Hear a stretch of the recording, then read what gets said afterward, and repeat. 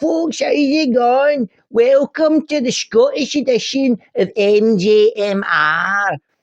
I'm today going to be looking at a couple of examples of Scottish movies or movies that are about Scotland. Today I'm going to be talking a bit about Braveheart and its natural sequel, Trainspotting. Anyway, right. Hello, welcome to MJMR, place where I talk about movies. And indeed, today we are going to talk about the place that I come from, Scotland. Yeah, and I had a look for a few decent examples from the collection. The collection can sum up some aspects of Scotland. Now, I'm going to start with Braveheart. Now, we've all heard about Braveheart, whether we've seen it or not. Everybody knows about freedom. If you could have one chance, just one chance, and believe me, all of us fucking Scottish people who have that on the telly, and that bit comes on, all of us are going to be like, yeah! Even though this is a completely historically inaccurate movie directed by an American Australian, Scottish people really took to this movie. And, it's one of those movies where it's a great movie, but don't watch it expecting to be told a story of like what actually happened in real history. Trust me, look into the real history of the Scottish War of Independence, and you'll find a story that has much more good, juicy stuff in it than this movie. Like it's dare I say, in this day and age, Game of Thrones esque. Do I have to make that distinction now? The first 4 seasons of Game of Thrones. Yeah. You take King Longshanks, like that story of him, conquering Wales and then trying to conquer Scotland. You have William Wallace and Robert the Bruce, and that whole story, very interesting. But Braveheart, the movie, is a great fun movie, and the story it tells within the movie is fantastic. But we all know, and he knows that it's the way it plays out is a load of bollocks. But there's enough stuff and names that match up that make it. It was such an impactful movie because it is emotion filled, and it has that the violence in Braveheart was the kind of violence that truly at the time in the early to mid 90s, violence in cinema had not been portrayed like this in this kind of movie before. The battle sequence, I argue that although it it commits the cardinal sin of movie battle sequences, where you're essentially got two hordes of people screaming and running at each other and converging, and everybody's just turning around. Oh, right, this guy's on the other team. Right, I'll have to kill him. Oh no, he's my guy. Right, no, I'll kill this guy. And it's just a melee of all chaos. Now, like real battles in history weren't like that at all. But in a movie, that's just the way they always were. So at that time, that was just accepted. That's how battles went. So you could do it like that at this point. But what justifies it is once they get into the battle, the realism and the terror of like the violence of what's going on, it's enthralling. It's like it's impactful as fuck. He's supposed to be way younger. He didn't want to play the part. He wanted to direct it, but he thought he was far too old. But the deal was that he had to star in it as well because he needed the draw of his name as the actor, because he brings that emotion and that he goes crazy, crazy eyes. So moving on from Braveheart, we follow Braveheart up with Trainspotting. now, if you're looking at like accuracy to history, and even though this is a fictional story, this is probably far more accurate to how people in Scotland live than Braveheart. But yeah, what you gonna do? Eh? So Trainspotting, everybody's heard of Trainspotting, but I think Trainspotting is one of those rare movies where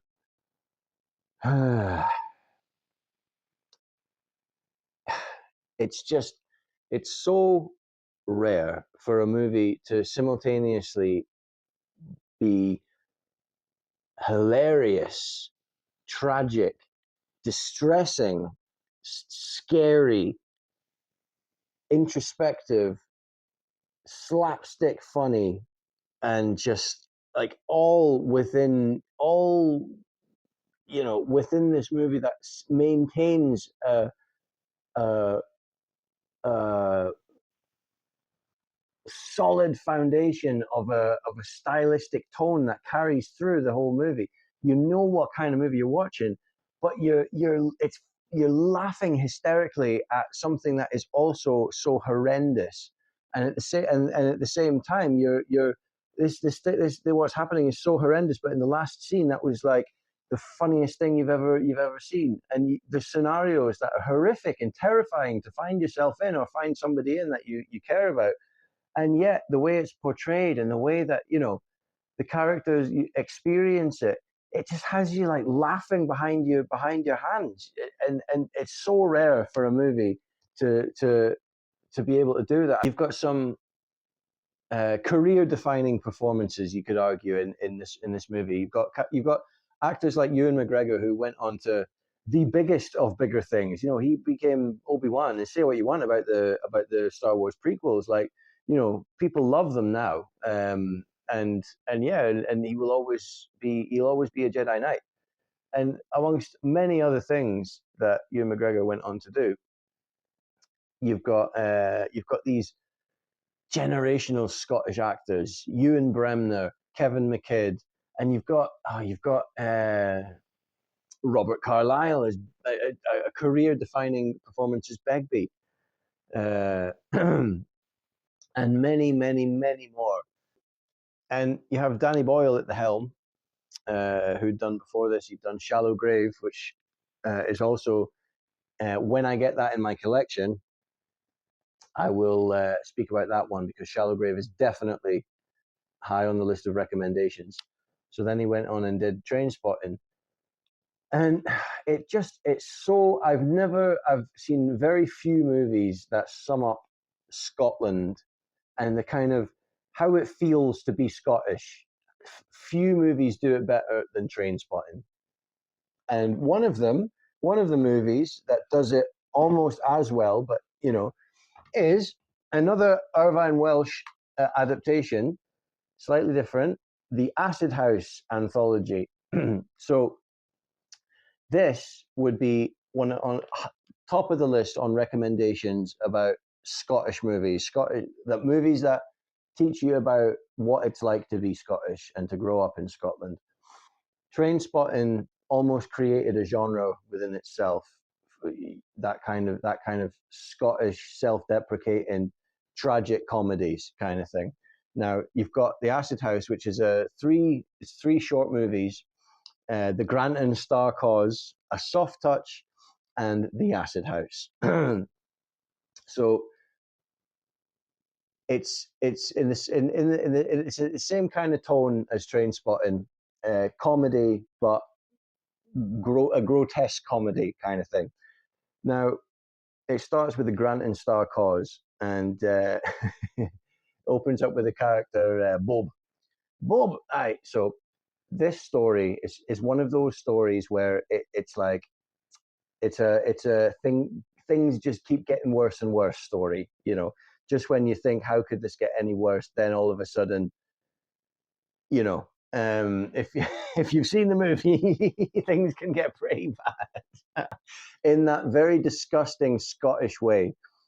Like, if I say anything, I'll give it away, but I almost feel like I need to say something just to make you watch it, because it's definitely worth a watch. So you're almost up to the hilt, or you're an awful man. But what I will say is, no, Doreen, no, no, the shy, I can't. If you know, you know. Now, A Soft Touch is one of the it's a bizarre little story about a little two parents in the council estates in Edinburgh, and they have a child, and the mother is not doing very well parenting, and she wants to go out on the lash and have boyfriends, and it's one of those, and and uh, and this neighbor moves in, uh, and just starts turning this guy's life upside down. And the story is called A Soft Touch because the main character, played by Kevin McKidd of Trainspotting, he's the soft touch of the story, and he's the one that will sacrifice himself to take care of the kid, and meanwhile he's having this feud with his neighbor, this eccentric neighbor, and it's a really low key kind of story, and it's one of those like it's could you call it a Shaggy Dog tale or what? The story never really goes anywhere. It's one of those ones where you're kind of back where you started at the end, sort of thing. But you go through this whole thing, and what it is a lovely little insight into just how people live in the council estates in Scotland. Just the little details, just the fact that he works in the little supermarket, and the way people dress and the way they talk to each other, and it's an insight, it's a window into Scotland in the 90s anyway. And the last one, The Acid House, starring, what was his name again? Martin Clunes, starring Martin Clunes. So what you have here is this, I can tell you the setup, and then that speaks for the whole, you just take that and go watch the movie. So the idea, it's a high concept where you, on the one side, you have this middle class Edinburgh family with Martin Clunes as the dad, and the wife's pregnant, and they live in this big middle class house and all that. And then you have Coco Bryce for Pilton Yarkut, played by Ewan Bremner, also of Trainspotting, who is this Hibs casual, and he likes fighting at the football. And he's got this sweet girlfriend who takes care of him and keeps him. It's on the straight and narrow enough, so so he's just sort of contained enough. And so one night he's hanging out at the playground and he's spinning around shouting, "Coco Bryce!" And he takes acid and gets struck by lightning. I think. And he gets struck by lightning, and the ambulance that's taken the middle class pregnant woman who's in labor to the hospital gets also struck by lightning. And what happens is the newborn baby and Coco Bryce for Pilton swap bodies. So you have the body of this Hibs casual, with a baby's mind. He's like an adult baby, and then you have a little newborn baby who's a wee Hibs casual. Oh, what's going on? And there you have that dynamic. You have a wee bampot in the body of a baby in this middle class household, and you have a baby inside the body of a violent football hooligan. So that I'll leave you with that. It's fucking fantastic. It's fucking there he is there. Coco Bryce, Coco fucking Bryce. If you want a that quintessential Scottish self-deprecation, just look no further. Acid House. And to round it up, so you've got Braveheart, Acid House, and Trainspotting. There you go. If you want an evening of an insight into Scottish culture, look no further. Right? I'm off.